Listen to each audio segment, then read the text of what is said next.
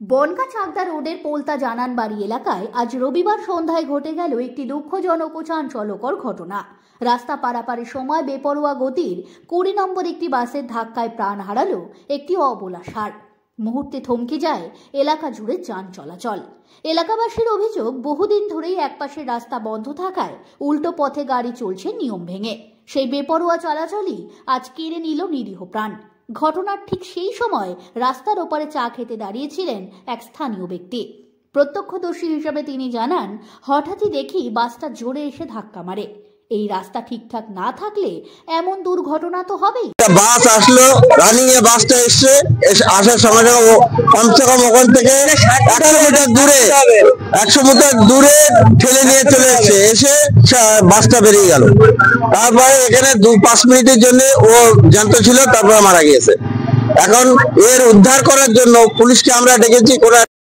কিংবা যে কোনো গাড়ি খুব স্পিডে চলে, একটা রোড বন্ধ আছে অলরেডি, চাকদা রোড একটা বন্ধ আছে, একটা চালু আছে। এত স্পিডে বাসটা যাচ্ছে, মানে বাস যে কোনো বাস যায় খুব স্পিডে যায়। এই পোলতার এখানে বহুত সারা মানে অনেকটা ইয়ে হয়েছে, 4-5টা লোক মারা গিয়েছে।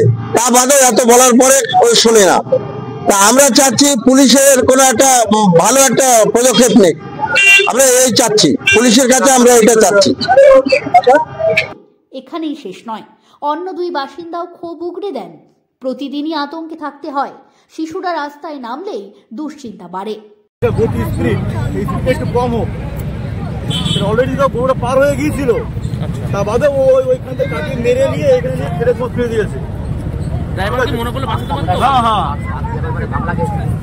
আচ্ছা, ড্রাইভার তো আমার মনে হচ্ছে ড্রাইভার নেশা করেছে, কেন ড্রাইভার অলরেডি তোমার বাসটা পাল্টি হয়ে যাচ্ছিল প্রায়, কাটিয়ে নিয়ে মেরে দিয়ে ওখানে সেটা চলে গেল।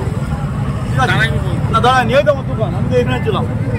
আপনারা কি চাইছেন দাদা? স্থানীয় লোক আমরা চাচ্ছি যে না, এই যে বাসগুলো যাচ্ছে এদের একটা স্পিড গতি একটু কমে যাক।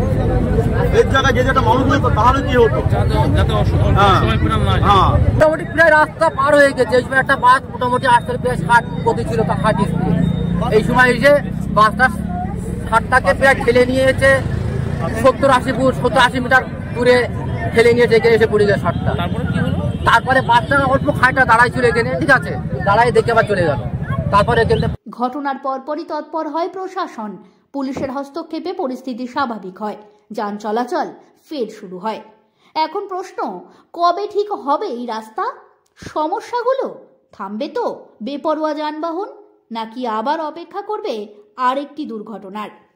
বাংলার গণতন্ত্র, সত্যের পথে, বাংলার সাথে।